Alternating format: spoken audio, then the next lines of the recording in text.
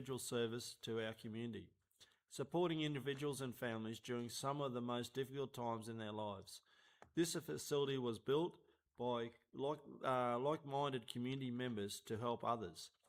The hospice delivers compassionate care that greatly benefits the Fraser Coast and reduces pressure on other health services. Over the last 4 years, nearly 1,000 people have utilised this facility, highlighting both the need for and the value of its service to provide to our community.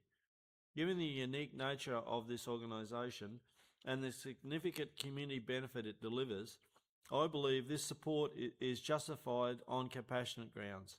While Council must always be mindful of the implications of setting a precedent, I am confident that our community would support this decision in recognition of the outstanding contributions the hospice makes to the well-being of local residents and their families.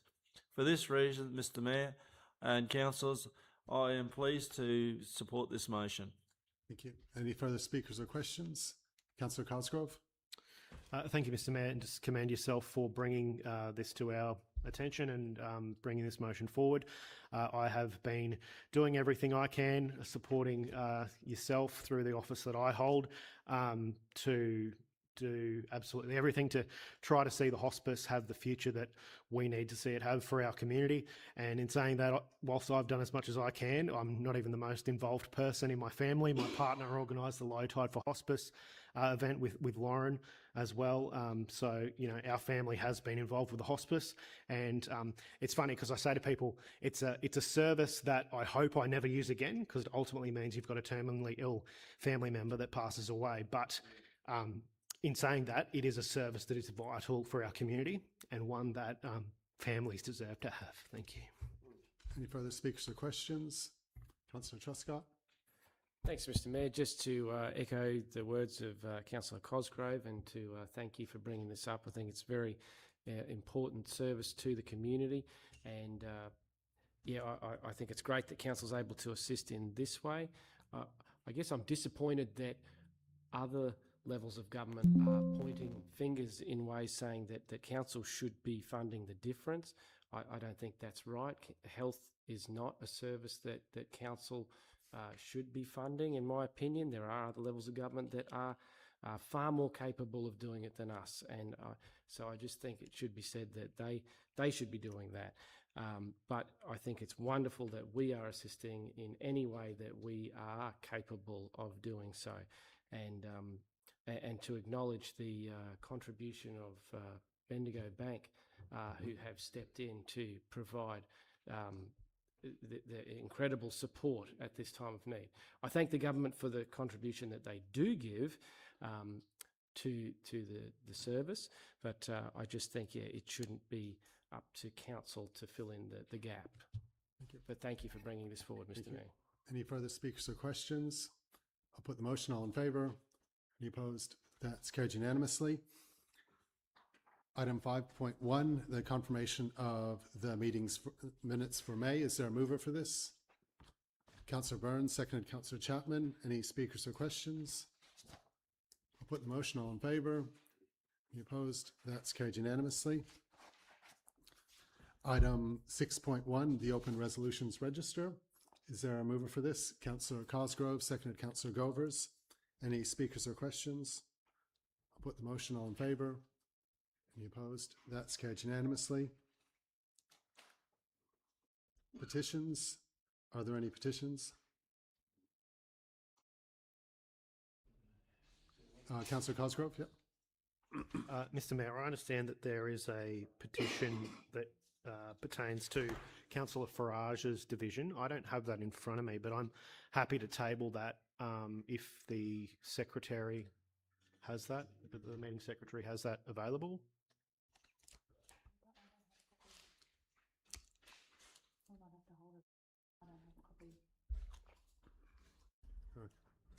Do you think do we need to physically have it on us for it to be received? We probably don't, Mayor. We can probably just, I think we as can long as receive we it. We're understand aware the of nature of it. It's got 10 signatures. Yeah. So I'll read out what it's about, Mr Mayor. So the chief petitioner is Mr Jason Gamble. Request for Council to outline the reasons agricultural land for the approved Woolworths complex in Gordon to better inform the community. That's 10 signatures, and I move that the petition be received. Is there a seconder for that? Councillor Byrne. I'll put the motion. All in favour? Any opposed? That's carried 9-1. Any further petitions? Committee reports, informal meetings, records of matters discussed, pages 32 to 44. Is there a mover for the recommendation? Councillor Cosgrove, seconded Councillor Byrne. Any speakers or questions? I'll put the motion. All in favour? Any opposed? That's carried unanimously.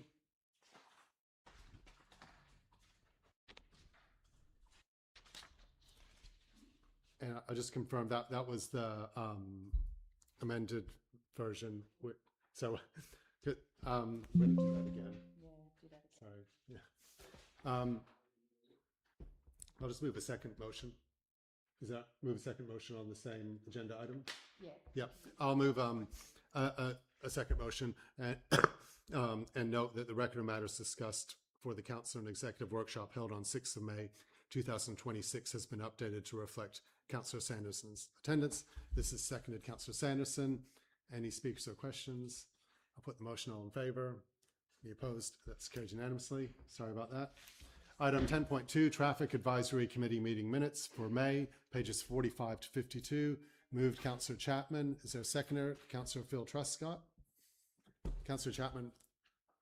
Thank you, Mr. Mayor. I'd just like to thank all the participants for from the police to transport and everyone that's actually involved in this. This is a pretty genuine meeting, which does go through a lot. There's a lot in the minutes here, and it's not just in one area. It's all over the whole Fraser coast, and I'd just like to thank the councillors for forwarding their requests through, and so they can be looked at for the future betterment of our traffic system. Thank you. Any further speakers or questions? Councillor Sanderson. Just a question, Mr. Mayor, to the Director of Infrastructure, where it says like refer to the Speed Management Committee. When do they meet, or when will they come back with the outcomes of some of those? Thanks for the question, Councillor. Through you, Mr. Mayor. So the committee meets every quarterly. So the next meeting, I think, is in June. Sorry, not June, July. So those matters that are outstanding will be going to the next committee meeting for discussion, and will be presented back in the future minutes for council's information. Thank you. Just a question for the director as well. The item about the pedestrian bridge, the Schultz Bridge, does that we're supporting that in the state government in that acquisition and construction? Yeah, thanks for the question, Mr. Mayor. So that previously DTMR approached council to acquire a strip of land beside the Schultz Bridge, and that encroaches into the council's parkland. At that time, they didn't have the funding to progress, so they have sort of floated that idea again with at the committee meeting. So we have advised them that submit your proposal to council, and we will try and fast track and process, trying to give them that strip of land subject to council's decision. So they are working on providing a formal submission to council. Yeah, and that would fit in with our network, our footpath network? Absolutely, Mr. Mayor. That will actually provide that join that missing link. At the moment, there's a very narrowed constrained path across that bridge. So having a parcel of the lane or strip of lane from the park allocated towards the path will provide a much better, safer absolutely. Pedestrian facility. Yeah, thanks. Any further speakers or questions? I'll put the motion. All in favour? Any opposed? That's carried unanimously. Item 10.3, the Water and Waste Services Advisory Minutes for April, pages 53 to 57.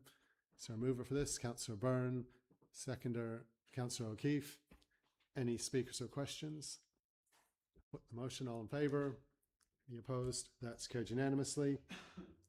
Item 11.1.1, the councillor meeting attendance for July, it should be, for July 2026, pages 58 to 59. Is there a mover for this? Councillor Chapman, seconded Councillor Govers. Any speakers or questions? Councillor Byrne, that's right. I'll put the motion. All in favour? Sorry, can I get that? Sorry, can I get that again? All in favour? Any opposed? That's carried 8-2. Right, I think I got that right. Yep.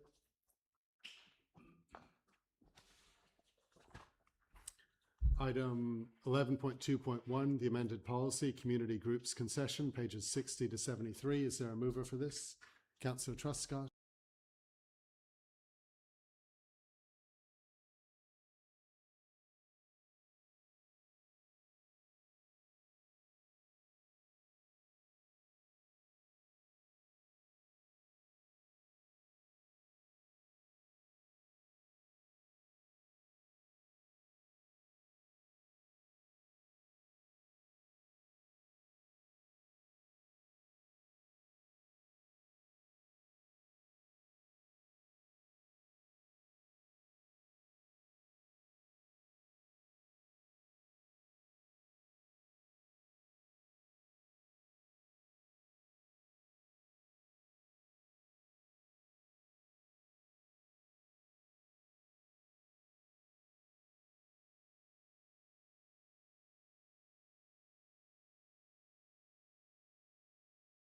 All in favour?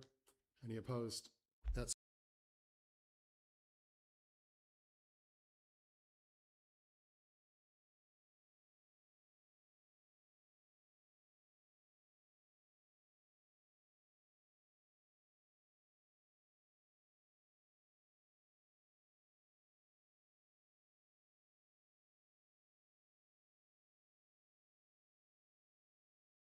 pages 121 to 131. Is there a mover for this? Councillor Byrne. Is there a seconder? Councillor Cosgrove. Any speakers or questions? I'll put the motion. All in favour? Any opposed? That's carried unanimously. Item 11.2.7, amended policy refurbishment concession, pages 132 to 142. Move Councillor Truscott, seconded Councillor Sanderson. Any speakers or questions? I'll put the motion. All in favour? Any opposed? That's carried unanimously. Item 11.2.8, amended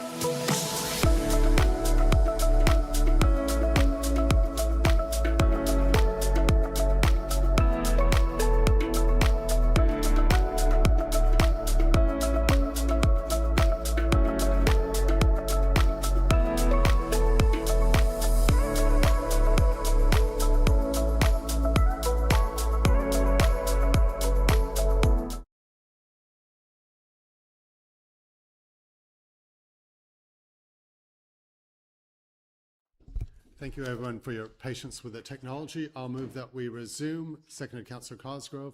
All those in favour? Any opposed? That's carried unanimously. We are now up to item 11.2.11. That's correct, yeah. Request for exemption under section 235B of the local government regulation for the provision of performance and risk management software, pages 265 to 268. Is there a mover for this? Councillor Paul Truscott. Is there a seconder? Councillor Byrne. Any speakers or questions? I'll put the motion. All in favour? Any opposed? That's carried unanimously. Item 11.2.12, request for new lease, C-Link Fraser Island Propriety Limited, pages 269 to 272. I'll move this with a slight addition. Can you just, I'll ask the CEO to read out the slight addition to go at the end. As people know, there is currently a contract for sale. I don't know if it's, I'm sure it hasn't gone through the settlement yet, but it's at that stage. And I think it's just we of course would do everything we can to help that transaction and support the new owners. I'm just proposing that we put in the resolution noting that we are aware of the ownership potentially changing and that we'll work with the new owner to transfer this lease. That's true. Yes. Yeah. Seconded, Councillor O'Keefe. Any speakers or questions? I'll put the motion. All in favour? Any opposed? That's carried unanimously. Item 11.2.13, requests for new tenure, Glenwood Community Associations, pages 273 to 277.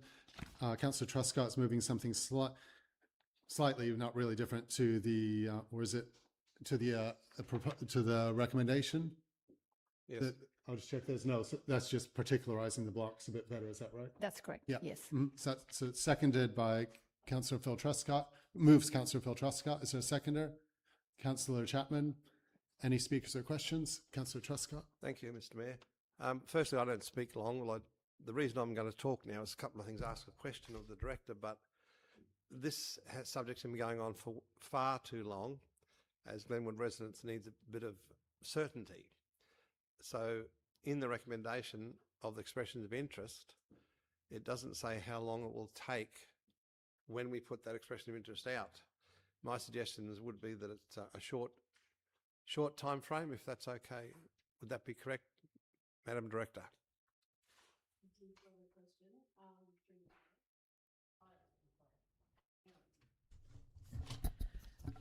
We are proposing that we'll put it out for a 4-week expression of interest process.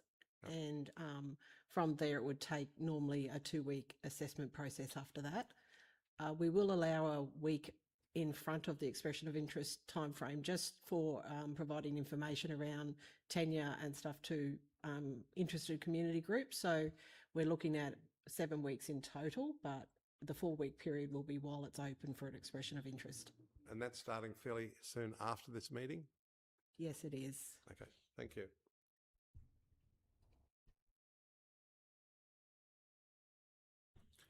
Mr. Mayor, I'd actually like to see a great outcome for this this community facility. These community halls can be so beneficial for a community, but they can be so detrimental for the if they're not worked properly. And I think this might be a good opportunity for Glenwood for their community groups to all come together, and for the benefit, just to think of the benefit of Glenwood. And to think how it can actually, a community facility like this can bond a community back together. Thank you. Thank you, Mr. Mayor. I'll be speaking in favour of this, and just wanted to thank the acting director and her team on the work they're doing. I'm very much in favour and pushing for council to move towards a model that, as much as possible, where people are given and groups are given the privilege of having, a public building or public land, where it's tangible, to also have a responsibility to make sure that that maximises community benefit. And I say tangible because it can't be ridiculous, but it has to be that balance where we have groups that are crying out for spaces that in some cases won't get spaces, And so therefore, where we can, as we go forward with leasing and licensing, we need to make sure that we're absolutely maximising the limited community buildings and community land that we have to the full benefit of the community. As I said, there will be cases where you can only do so much, but where it's tangible and feasible, that should be the outcome that we're seeking through leasing and licensing, and I think that's the direction we're moving in. And I really wish Glenwood and its people the absolute best result out of this process. Any further speakers or questions? I'll put the motion. All in favour? Any opposed? That's carried unanimously. Item 11.2.14, monthly financial report, pages 278 to 289. Is there a mover for this? Councillor Byrne. Is there a seconder? Councillor Cosgrove. Any speakers or questions? I'll just quickly ask the director a question on page 283. The difference in the cash at hand, the variance of 48 million, that are we expecting that to come more into the budgeted expectation by the end of the financial year? Thank you for the question. We are estimating that the cash position will be $35 million in excess to what we had budgeted. Yeah. So that's our current estimated forecast for the 30th of June. Mm-hmm. So it won't be 48 million. We are thinking We're it's expecting it to come down in the next fortnight. yes. And a lot of that's due to purchasing less. It's mostly due to the capital program Yeah. and not having progressed, I suppose, on the expenditure of the capital program. Yeah, it's the line purchasing / construction of property, plant and equipment. That's correct. Is where the bulk of that comes from. Yep. Yep. Any further speakers or questions? I'll put the motion. All in favour? Any opposed? That's carried unanimously. Item 11.3.1, amended policy community grants. Councillor Paul Truscott.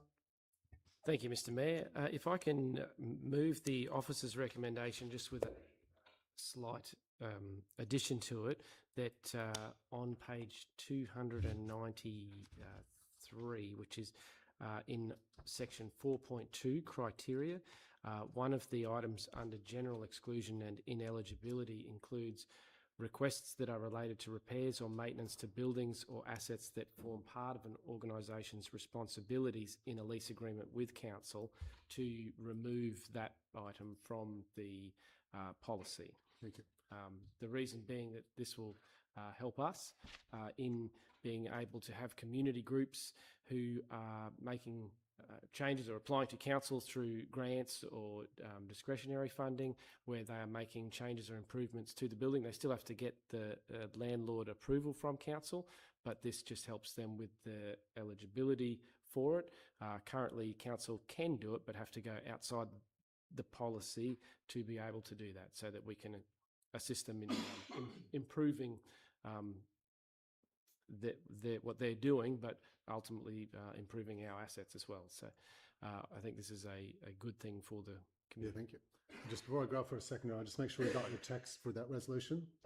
It's on page 293 of the agenda. It's the third dot point in general exclusions and ineligibility under 4.2 of criteria. So the motion will be that council adopts the amended community grants policy with the exception that the text quotation mark requests that are related to repairs or maintenance to buildings or assets that form part of an organization's responsibilities in a lease agreement with council is deleted. Quotation mark. Correct. Is deleted. Correct. Okay. Is there a seconder for that? Councillor Chapman. Any speakers or questions? I'd just to say thank you to Director Marion for all of her help in pointing this out as well, but just in the work that her and her team have done in being able to facilitate this previously, but that this process, assuming adopted, will streamline the process for them as well.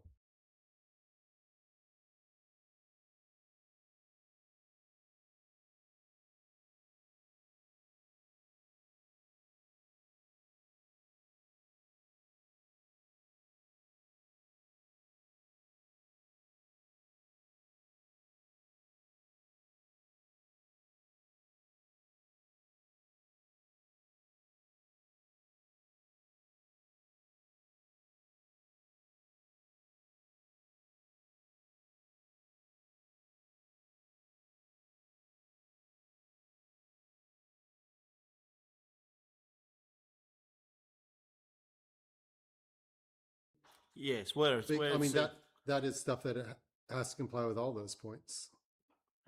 But Mr. Mayor, if it's in there, it says there that when it's in the eligibility area, Yeah. that are related to repairs and maintenance of buildings.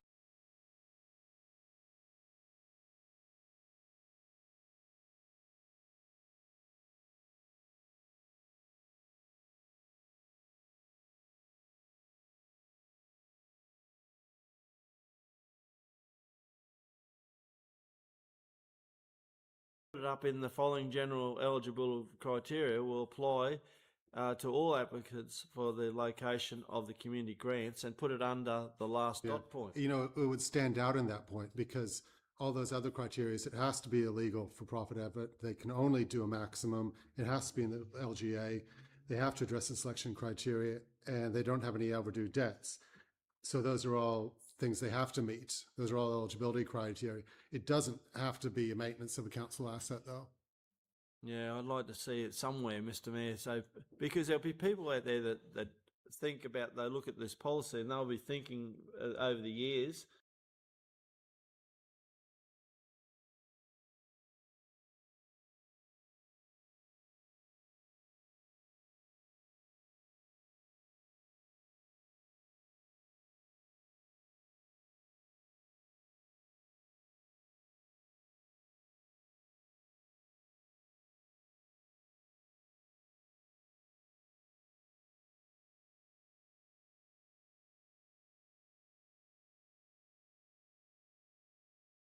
It's not working. So we wouldn't put it in that part of the policy, councillor, but what we could do is put it in our FAQs, which are refreshed every year when we do notify around the grants. And people are actually much more likely to read that than the policy. yeah, okay. I'd be happy with that, Mr. Okay. Mayor. Yeah. Any further speakers or questions? Councillor Cosgrove? Thank you, Mr. Chair. I think I clearly know the answer, but just to the director, from a directorate point of view, you're happy with this change to remove that? All good? That's the CEO. As the CEO, I'm happy with that. I believe that we've checked with both directorates. Yes, absolutely. Perfect. Thank you. Is there a seconder for this motion? Councillor Chapman? Any further speakers? Yeah, Mr. Mayor. Yeah. I'd quickly like to speak for this motion. I just think that there's sometimes community groups out there that just got a little door or something that needs to be fixed or whatever, and by coming to council and using the grants application and putting their case to council are actually getting the community asset repaired, and the group are actually able to move forward with what they're doing. Thank you. I mean, the Tyro Rec Ground's a good example. Yep. Any further speakers or questions? I'll put the motion. All in favour? Any opposed? That's carried unanimously. Item 11.3.2, the Mary to Bay Rail Trail funding allocation, pages 306 to 308. Is there a mover for this? Councillor Cosgrove, seconded Councillor Paul Truscott. Any speakers or questions? Councillor Cosgrove. Thank you, Mr. Mayor. Firstly, to thank the director and her staff on bringing this to the last opportunity to essentially reallocate this funding this was already allocated to the rail trail project more broadly, and so I think it's good that we are still spending the budgeted money on the rail trail, which is a project which isn't moving as quickly as I would like personally. But what I will say is this is one of those, I don't want to say rare, but it's one of those cases where we see incredible value for money for the community. I think about obviously the most standout case in terms of the financial, contribution from council, but is obviously that basketball stadium that's at our Fraser Coast Sports Precinct. I think someone in the association has had it valued and it's worth over $9 million, and we could have never built it for 3.5. And it's that type of multiplier value for money wins that, and the Fraser Coast Bugs with this 50,000 will do I would hazard a guess at least $300,000 worth of work if we were to tender it out, probably 500,000. The volunteer multiplier effect is just phenomenal. And so, finding ways to make a buck go further through these volunteer efforts, through very well organised committees and the like, is the way to go as much as possible, I think, for us to live up to that line there, build better communities together, and that together can really, when we combine with community groups like the Fraser Coast Bugs, like the Harvey Bay Basketball Association, we can get this massive multiplier effect and incredible value for money. So I think this reassignation of these funds for this purpose to the Rail Trail project is phenomenal. Thank you again to the director and our team for bringing it so quickly to a report so we can get it done in this financial year. And thank you to Max from Fraser Coast Bugs for approaching me in the coffee shop and saying, hey, you said you were going to do this, get it done. And now we are hopefully, assuming this passes, getting it done. Thank you. Any further speakers? Councillor Truscott. Yeah, I just want to say the same thing that Councillor Cosgrove had, just to thank the staff for getting to this point. I think this is the best outcome that we could get with that money. So the words Councillor Cosgrove said say it all. So thank you. Councillor Byrne. Thank you, Mr Mayor. I just have a question for the officers. Just to clarify, this isn't an ex gratia payment, is it? It's money that was already in the budget? Through the chair, I believe the answer is yes to both of those. It is an ex gratia payment as identified in the report, but yes, the money is already in our 25-26 budget. It's just for a different purpose. Thank you for clarifying that. Any further speakers or questions? I'll put the motion. All in favour? Any opposed? That's carried unanimously. Item 11.3.3, response to Merrill Minute to provide a report that investigates possible options for better utilisation of the flood buyback properties adjacent to Prickett Aquatic Park. Is there a mover for this? Councillor Sanderson. Is there a seconder? Councillor Cosgrove. Any speakers or questions? Councillor Cosgrove. Thank you, Mr Mayor. I would say that, supportive of the recommendation for option one.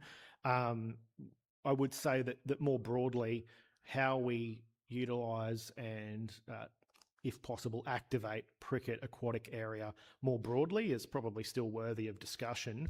But for these specific land buyback parcels, which were the subject of the Merrill Minute, they're not sort of the central issue when it comes to Prickett Aquatic Area more broadly.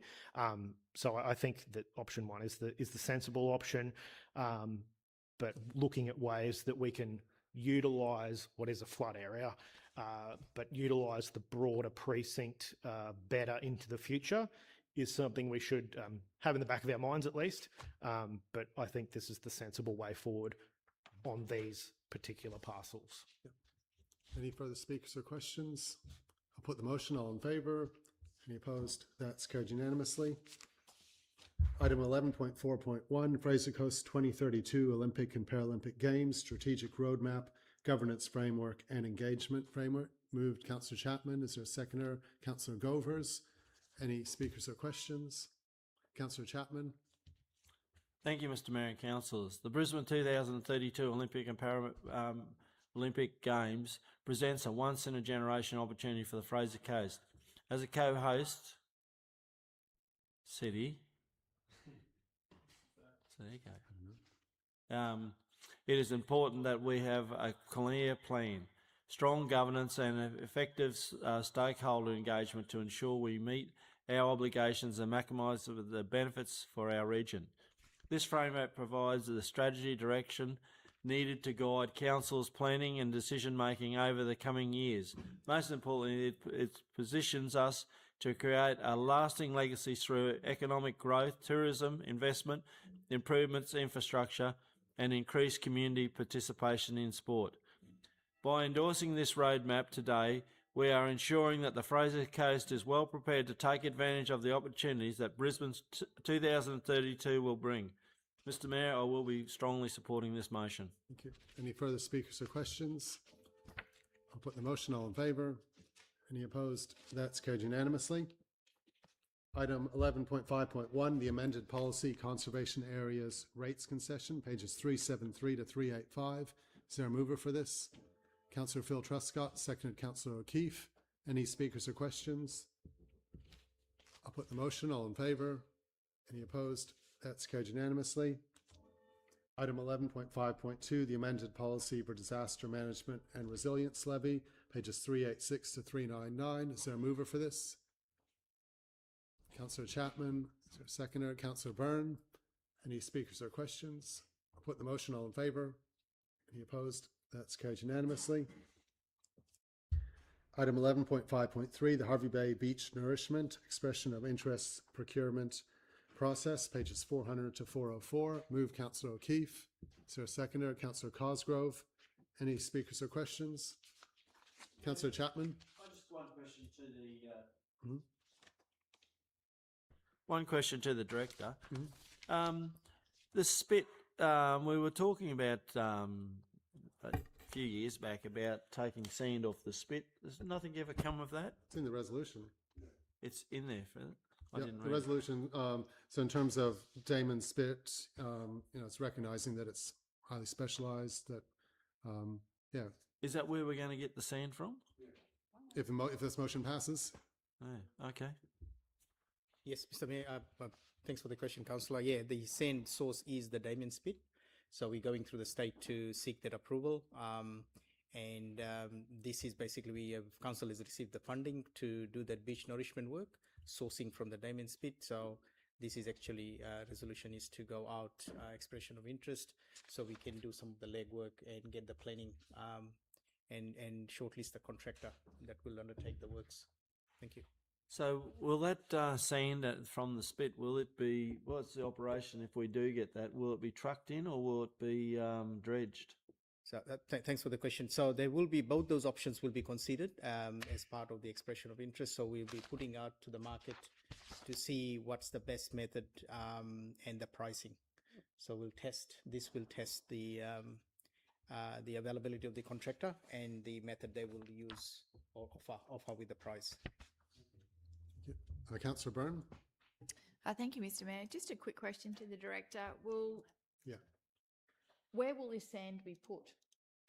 Is it only going to be in the Harvey Bay area, or will it be considered some of the other coastal? Thanks for the question, Councillor. Through you, Mr. Mayor.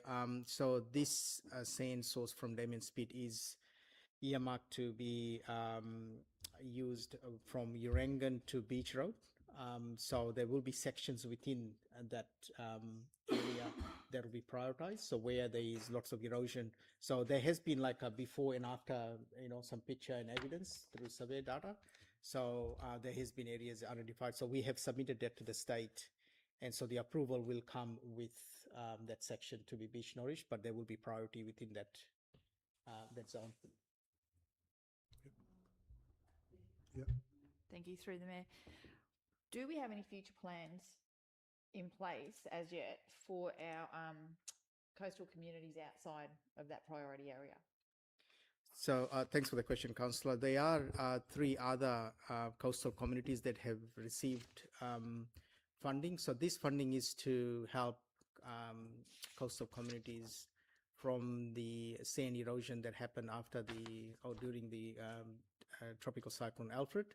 So this funding targets those areas. So there are 3 other communities that will receive or have received funding. So we will be working in those areas to beach nourish. So some of the sand will be coming out of other areas. There could be, stockpile of sand we have in Harvey Bay, and there will be other sources that will be looking to bring sand and beach nourish. Councillor Gobers. Thank you. Yes, thank you through the Mayor. Just along the lines of what Councillor Byrne was saying, that's great that we've got some coming, but when is Poona, Burham Heads and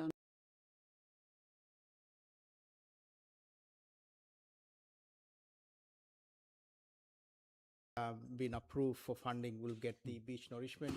Those were the ones that were funded by the federal. Yes. Yeah. So they are the areas that will receive funding, including Harvey Bay. Including Harvey Bay, yeah. Councillor Sanderson. Thank you, Mr. Chair. To the Director of Infrastructure, so similar to my colleagues, why wasn't, first question, why wasn't that put in the report, the other locations? Oh, the report, Mr. Mayor, the report was to, is an expression of interest for this particular project. It's not about other areas that has been approved. There has been a briefing note circulated to councillors informing about the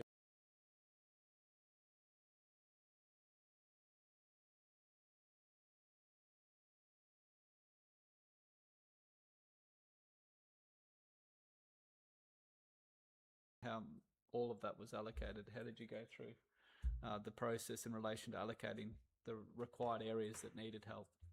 Yeah, thanks for the question, Councillor. So there is quite a in-depth process that we go through. So we have to map out and demonstrate to QRA, which is the funding authority or the government, to ensure that the sand that was lost was due to the tropical cyclone. So there has been other areas that we have sort of come up, but that was all rejected because we could not demonstrate that there was loss was from that tropical cyclone. So this is based on evidence from previous mapping, from the survey work that was done to provide the evidence that there has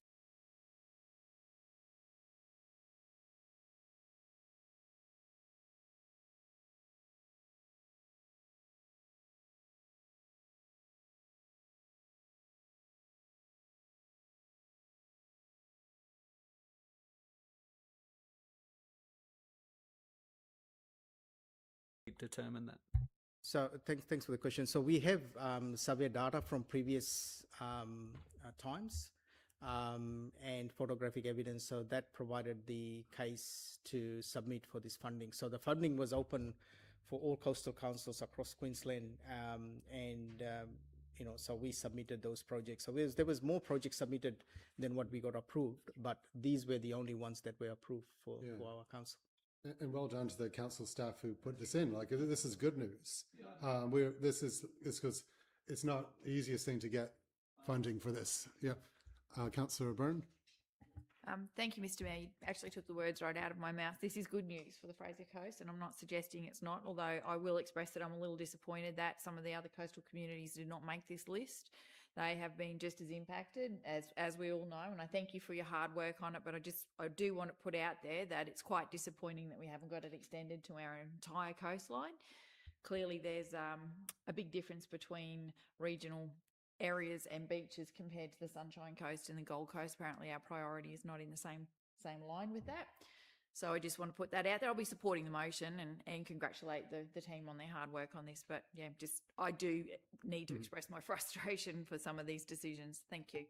Councillor Govers. Thank you, through the Mayor. Yeah, I too am very frustrated with this. I don't know how they came to that conclusion when I'm sending in photos of literally roots of trees just exposed right along Dundarren, Craignish and out to Toogoom. So I think it's great we got it, and power to everybody who's put in the hard work to do it. But Fraser Coast has got a lot of coastline that needs to be looked at. Thank you. Thank you. And perhaps the Director can send out to councillors the NEMA guidelines. Disaster funding is a very contentious issue. The federal government's actually recently put out a proposal that we need to advocate against. There's a constant cost shifting. I was a little surprised that we got funding for beach nourishment through the disaster recovery funding. And in the future, we may not. But that'll be good if the Director can. I imagine a lot of it is about how close it is to tourism infrastructure, for example. Absolutely, Mr. Mayor. Yeah. So yeah, we can get the guidelines out to all councillors for the NEMA funding. It's not the easiest funding to get, particularly when it's something like beach nourishment and not roads or bridges. Yeah. Any further speakers or questions? I'll put the motion. All in favour? Any opposed? That's carried unanimously. The next item is 11.6.1, amended policy, water and wastewater charges concession and faulty water meters, pages 405 to 424. Is there a mover for this? Councillor Byrne. Is there a seconder? Councillor Wheeland. Any speakers or questions? I'll put the motion. All in favour? Any opposed? That's carried unanimously. Item 11.6.2, amended policy, waste management fee concession and waste management, pages 425 to 460. Is there a mover for this? Councillor Byrne, is there a seconder? Councillor O'Keefe, any speakers or questions? I'll put the motion. All in favour? Any opposed? That's carried unanimously. Item 11.6.3, curbside organics collection business case, pages 461 to 519. Is there a mover for this? Councillor Byrne, seconded Councillor Paul Truscott. Any speakers or questions? Councillor Byrne.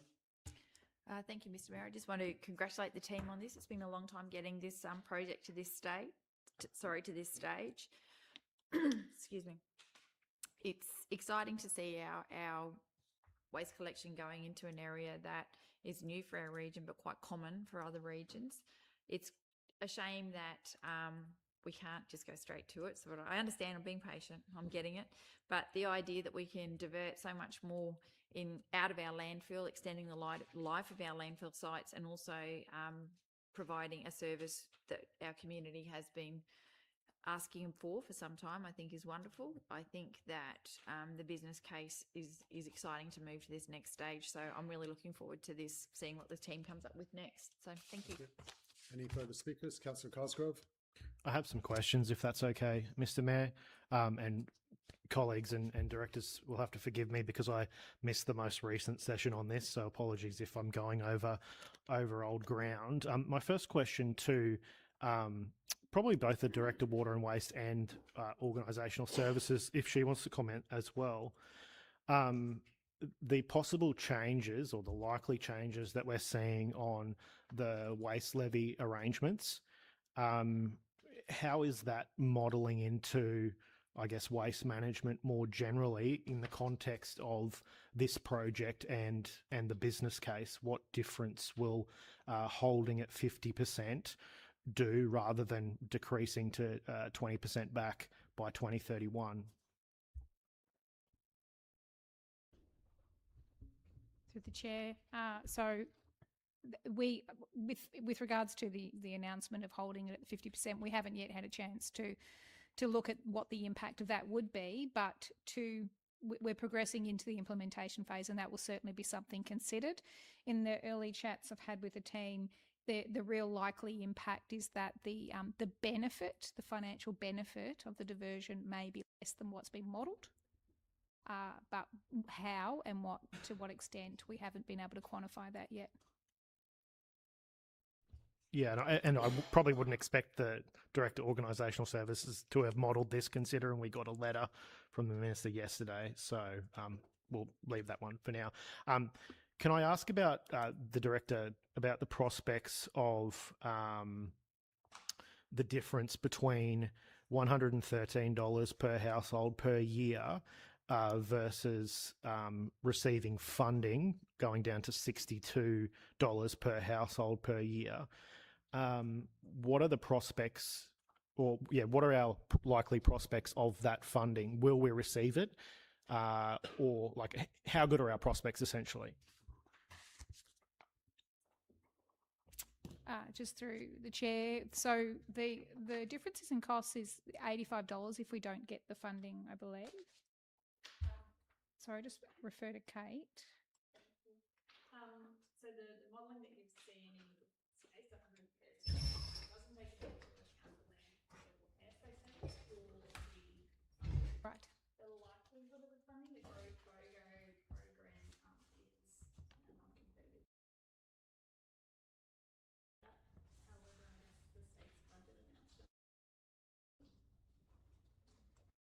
So just for the record, if I could just to be clear, sorry, just transferring from Kate. So the 113 is the modelling without taking in regards to the impact of the landfill and of the benefits that we would see, which goes to your point earlier around if the waste levy remains high. So with regards to the surety around the funding, it's a non-competitive funding stream.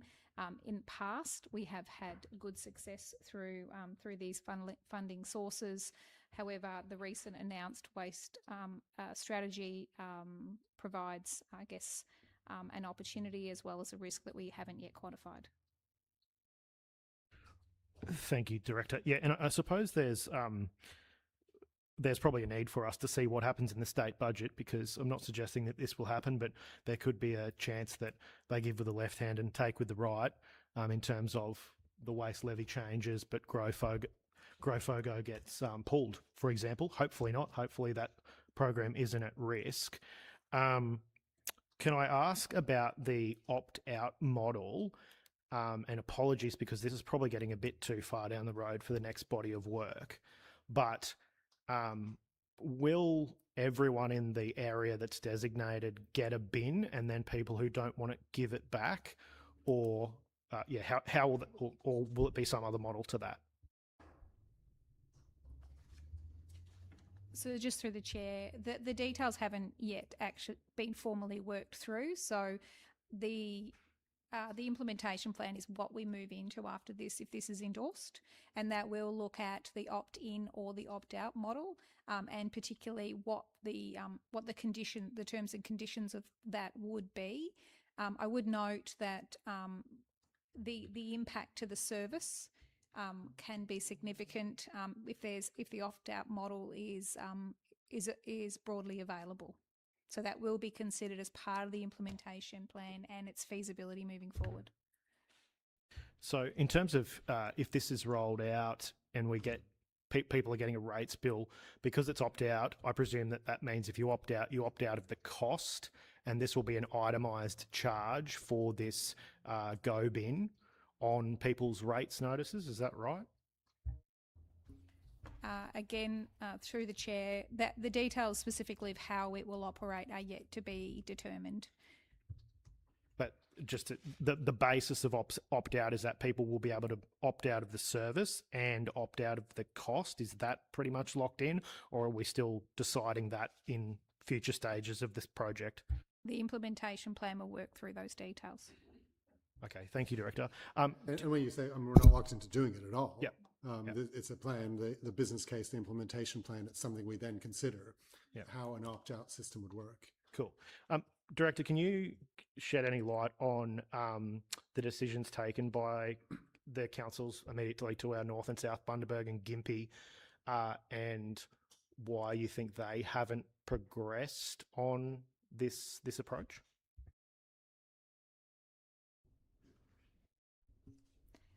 I think just through the chair, I don't have the full details. As far as we understand it, it is with regards to the differing community and the changing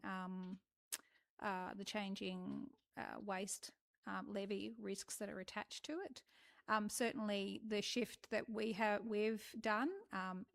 The Northern Council, particularly Bundaberg, did a FOGO, so the food organics as well as the green organics. We have made an adjustment to ours about being garden organics on the learnings from Bundaberg, particularly around potential contaminants, PFAS. Certainly that is something we've taken away, but beyond that, it was an organisational decision to not proceed with the FOGO in Bundaberg, and other councils that you mentioned are waiting to see. And last one, Director, considering what we've seen happen with the waste levy, and that can change at any point again, from a risk mitigation factor, I would say that going ahead with this project and having it in place, and the benefits that has to the reduction in landfill, that's you're far more limiting your risk by having the project, I guess the service in place prior to any future rug pull that could happen from any future state government. Do you think that the risk management approach of actually implementing the program will probably see us placed in a better position than our counterparts to the north and south? I might attempt to answer that question for you, Councillor. I think having the option to do this is absolutely in our best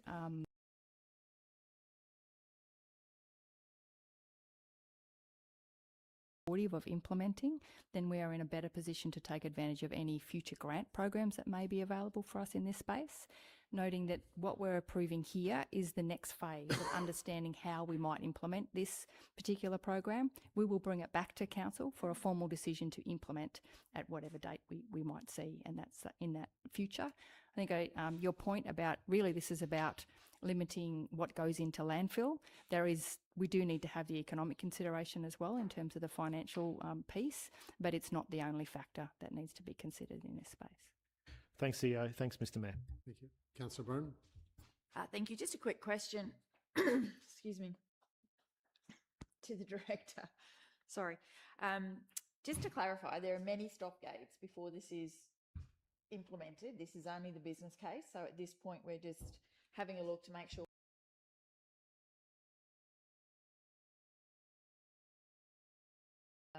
grants and stuff like that. We do have the opportunity to pull out at some stage of even continuing on with it. Through the chair, that is absolutely correct. This is firming up or forming some of the detailed questions that have been asked today, and it will be coming back to council at key stop. We've got key stop gates, but we will certainly be bringing it back to council as and when things change. Thank you, Director. Councillor Chapman? Mr Mayor, just with to the Director also, is to where we've got to now, what is the community sentiment or is with public consultation on this project? Is there seem to be a big push for the community wanting this service? Thank you. So through the chair, the engagement that we did in 2023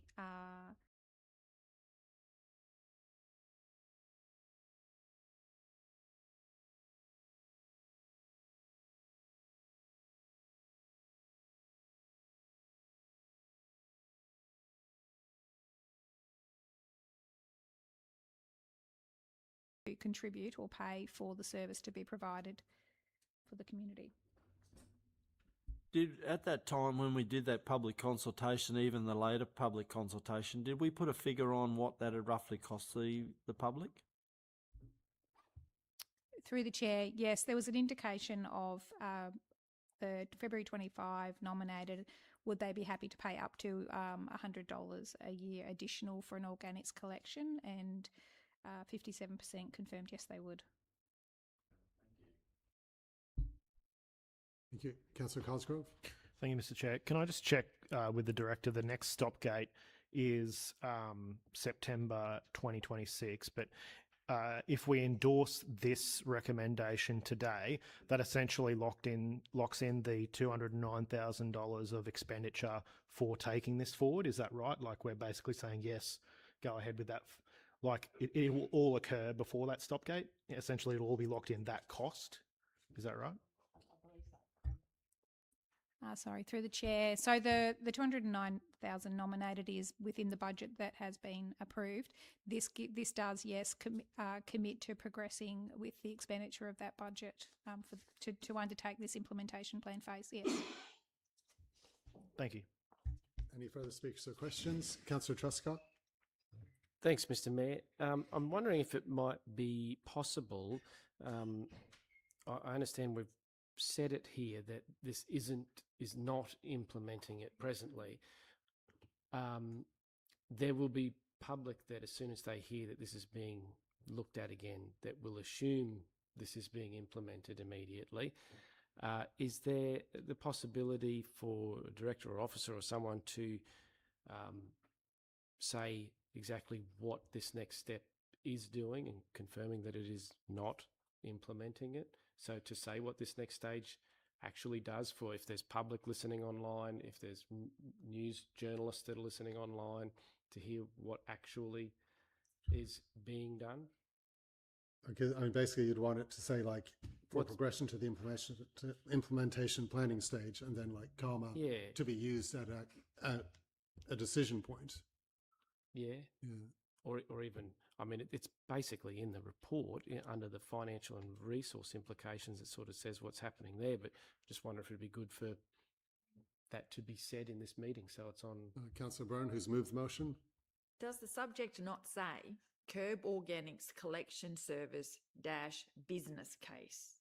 Oh, absolutely it does. But you've dealt with people before, haven't you? I consider most people intelligent enough to realise that that says business case. Yep. All right. I just thought, given the opportunity that we're here, it would be good just to say it on the record that this is not being implemented today.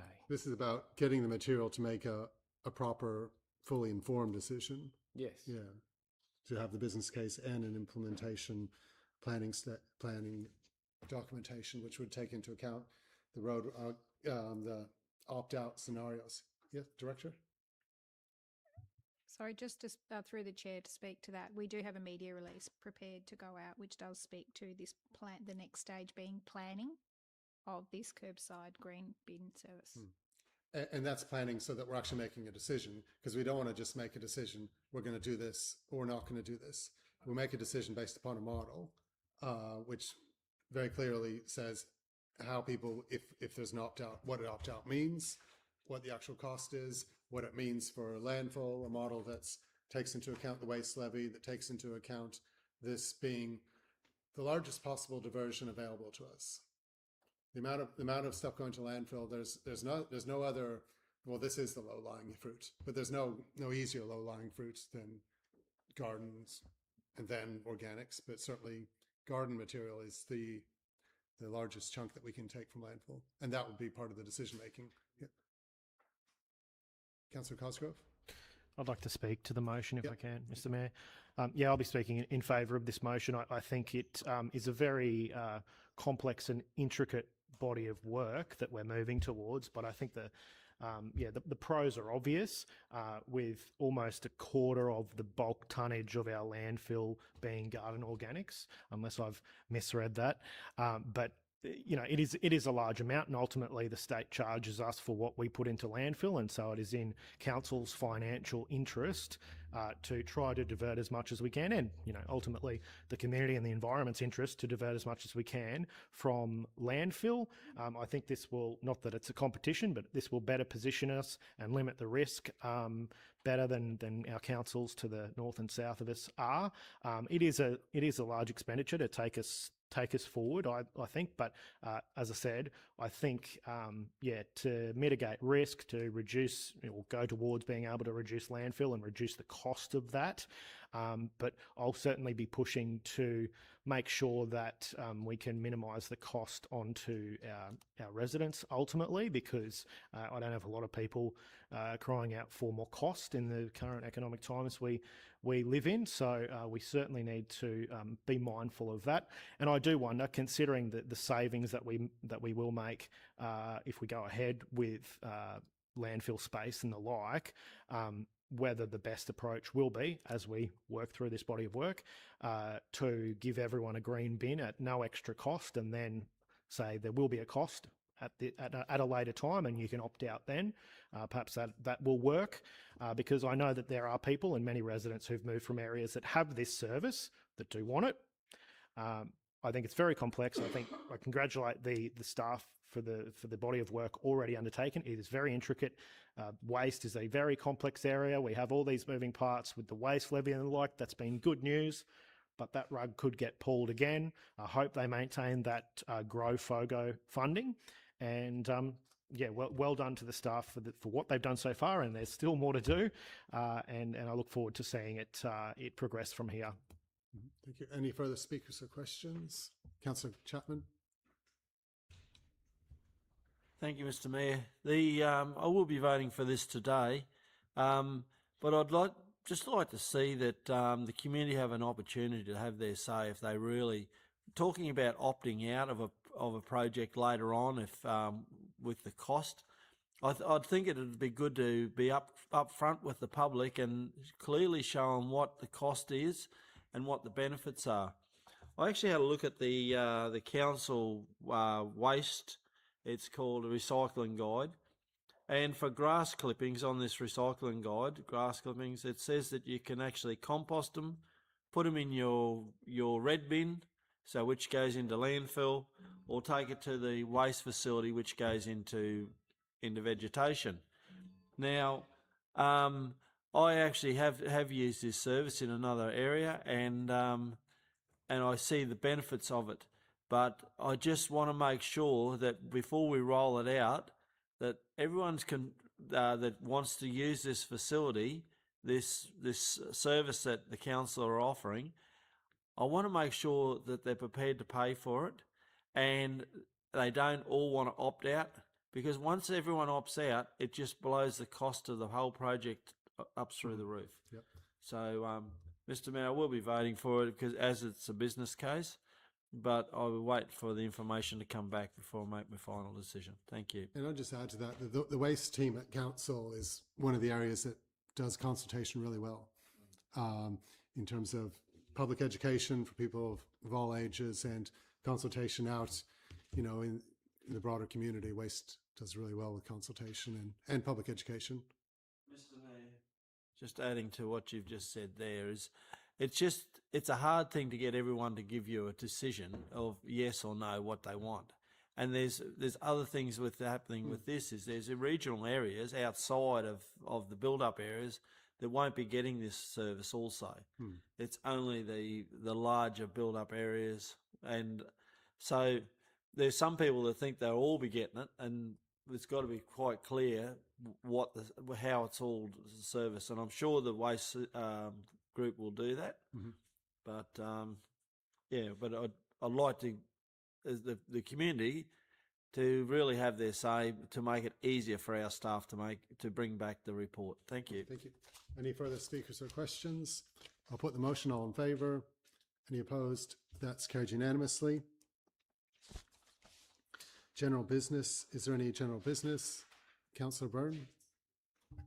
Thank you, Mr. Mayor. Yes, I'd like to move a condolence motion, if I could, please. Our community's lost two amazing women in a very short period of time. One being Moira Hanson, who I'm sure is OAM, who's well known around our community, in our music groups in the Stedford areas. She was a singer and a pianist and a massive advocate for the Maryborough community.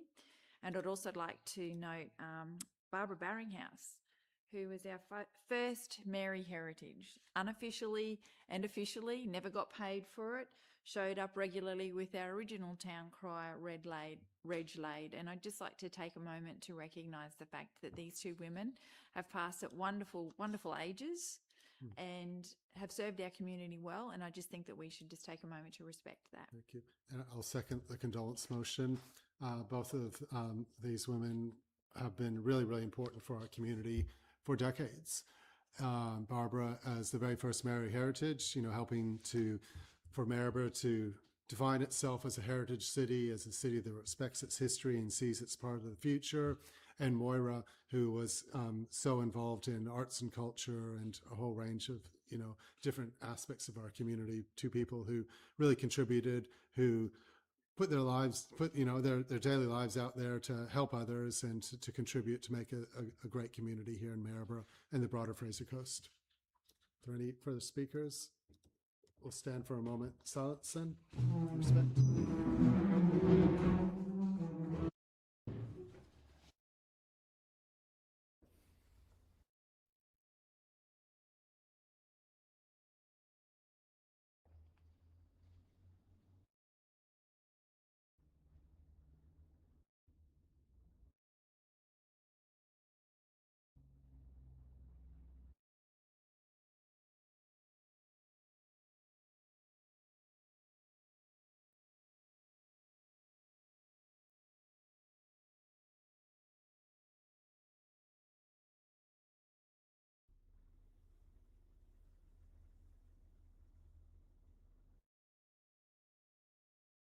Thank you.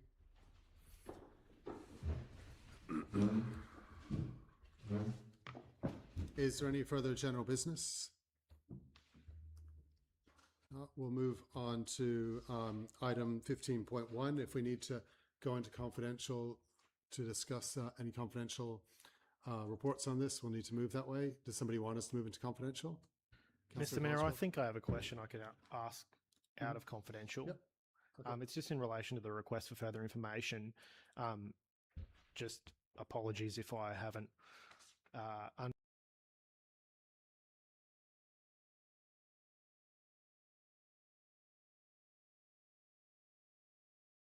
contract on this, is that right?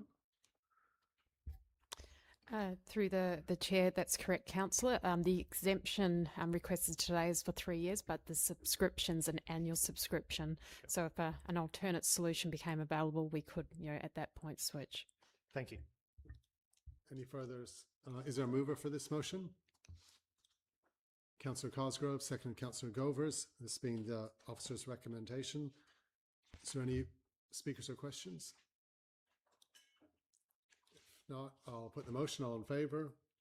Any opposed? That's carried unanimously. I'll just confirm with this meeting secretary and CEO that's the final item of business. There's no further, no general business or anything people want to raise. I'll close the meeting at 11:35.